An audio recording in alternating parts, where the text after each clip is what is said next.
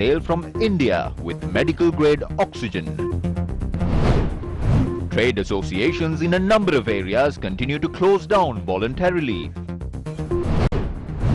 Break free from superstition and lock down the country scientifically. Opposition leader reiterates. No fuel shortage in the country, Minister of Energy reassures. A former IS leader murdered by the Taliban.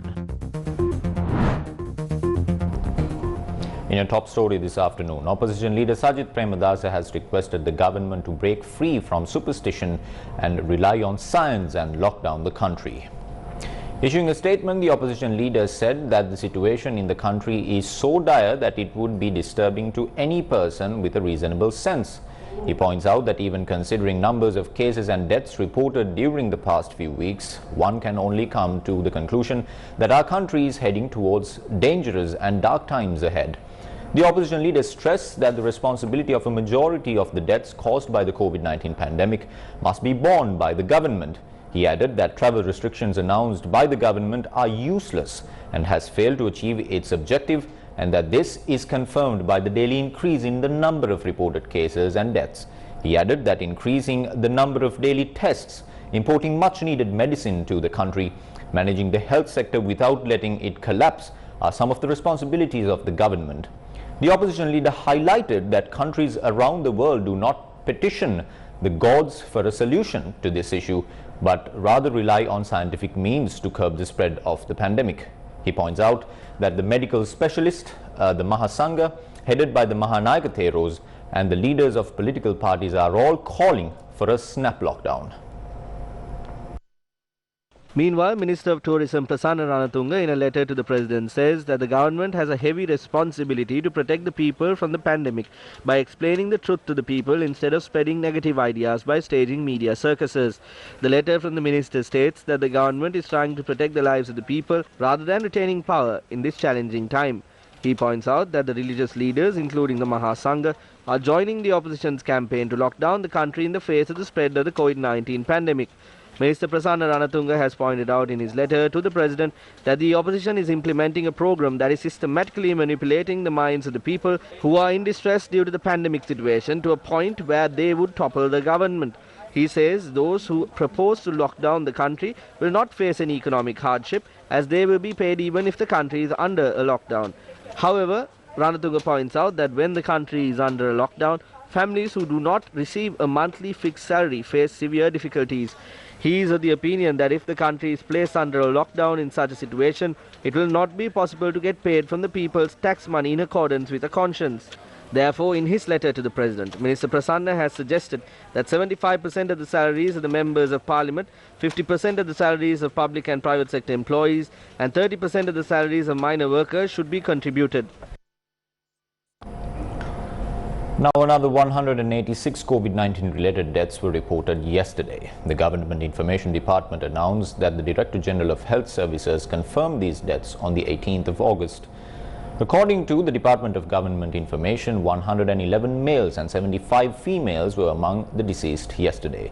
147 of the deceased are above the age of 60, while 4 of the deceased are below the age of 30. The number of COVID-19 patients identified yesterday stands at 3,806. Now, this brought the total number of confirmed cases of COVID-19 in the country to 373,165. Now, as I mentioned earlier on in the bulletin, many factions in the country are requesting the government to lock down the country. These are some of the views expressed by the opposition.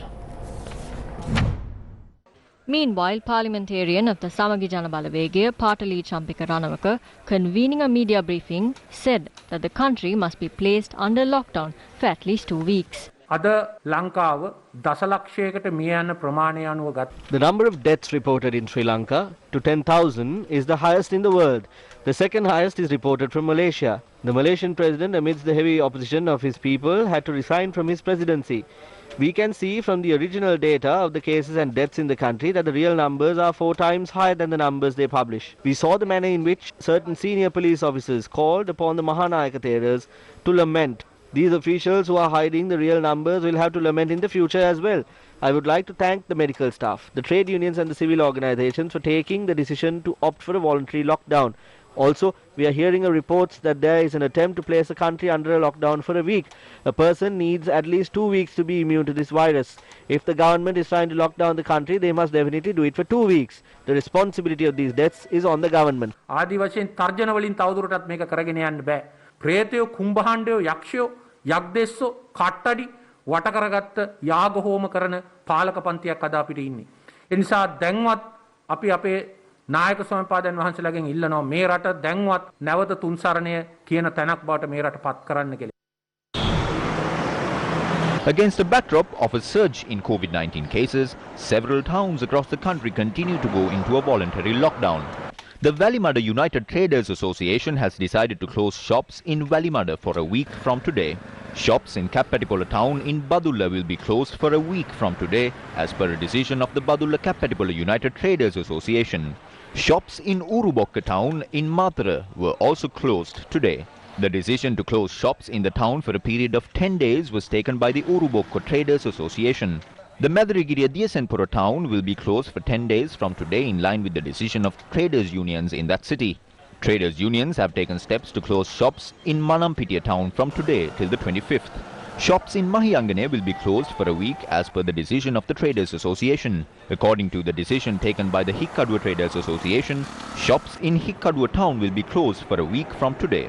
The business community in Suryavava, Hambantota has also decided to close shops in the area for a week from today. So far, 1,317,456 people in the country have been administered the first dose of the AstraZeneca Covishield vaccine, while 874,747 people were administered the second dose. The first dose of Sinopharm vaccine was administered to 9,551,446 individuals, and the second dose was administered to 4,281,177 individuals. So far, 159,088 people have been administered the first dose of the Sputnik vaccine. The second dose of the Sputnik vaccine was administered to 14,525 people. The first dose of Pfizer vaccine was administered to 253,946 people, and the second dose was administered to 42,701 people. To date, only 771,201 first doses and 98,634 second doses of the Moderna vaccine have been given.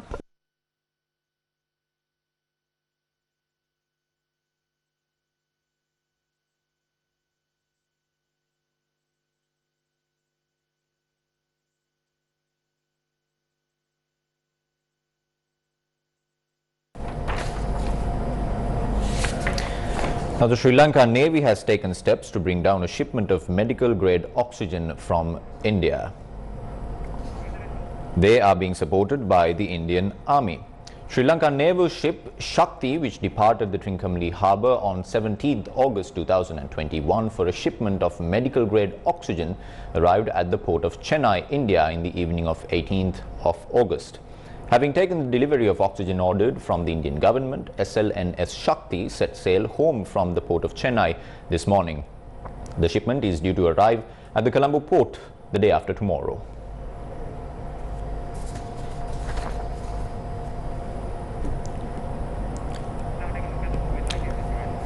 Now, taking a look at the COVID-19 situation in the country, the COVID-19 vaccination, as I mentioned earlier on in the bulletin, is in full force across the country. Now, vaccination is also being carried out at the level of the medical officer of health officers across the island and under the direction of the Sri Lanka Army. The Deputy Director General of Health Services clarified the current situation regarding the COVID-19 pandemic this morning.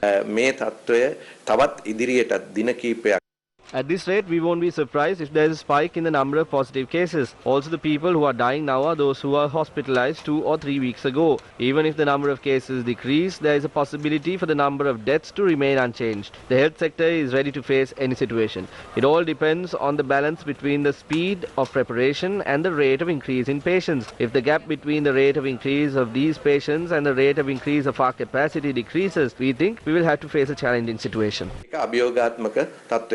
මුණ පාන්න අපිට සිද්ධ වෙනවා. Meanwhile, there is a tendency for health staff to become infected with COVID-19. A 48-year-old nurse, an employee of the Radhavana Base Hospital, also succumbed to COVID-19 yesterday. A doctor who was working at the Colombo North Teaching Hospital also succumbed to the virus yesterday. පරිපාලනයේ පැත්තෙන් වාර්තා වෙලා Administratively, there are 3 doctors, a nurse and 2 staff members, but there may be more. There might not be a large increase than the said number, but we can expect an approximate number of deaths.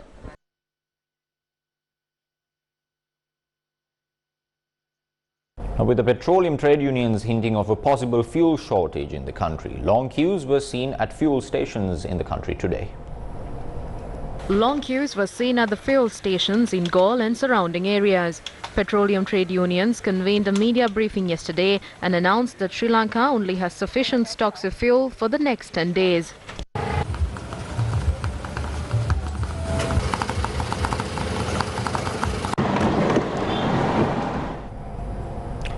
Meanwhile, the Minister of Energy, Udaya Manpila, reassured the public that there is no fuel shortage in the country. In a tweet, the Minister of Energy said, quote-unquote, "I have repeatedly stated that if there was a fuel shortage, I would have told the nation before anyone else." He added, quote-unquote, "I have always been truthful to the people and informed in advance about the price hike. I was the first to announce about the foreign currency crisis." He went on to note that it is regrettable that he has to respond to false news propagated by retired workers. And up next this afternoon is Crime Watch.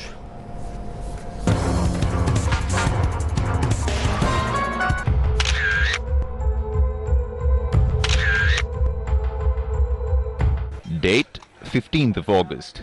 Location near Ittapana Horavala ferry in Kalutara. Incident: body of a differently abled person was found in a mangrove. The 3-wheeler owned by the deceased was found near the Migama bridge, 6 kilometers away from where the body was discovered. The victim was a 44-year-old resident in Ittapana Yagirala, Valalavita. The body was handed over to relatives following autopsy. The report states that a severe blow to the head had caused the death.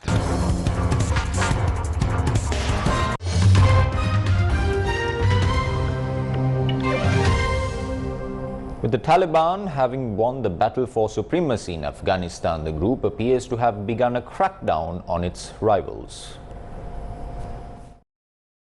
Period on arrival for both sides. And with that, we wrap up this edition of Lunchtime News for today. You have yourself a good day.